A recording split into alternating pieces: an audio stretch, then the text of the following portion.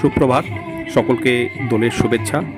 আমরা দিনহাটা সংহতি মর্নিং ইউনিটের সদস্যরা সকাল সকাল মাঠে গিয়ে সকলে মিলে আমরা প্রথমে ফুটবল খেলি এবং তারপর বিভিন্ন রঙে রঙিন হয়ে যাই, দোলে সামিল হই এবং তার ঠিক পরেই আমরা ত্রয়ীর আমন্ত্রণে সাড়া দিয়ে সামিল হই দোল উৎসবে।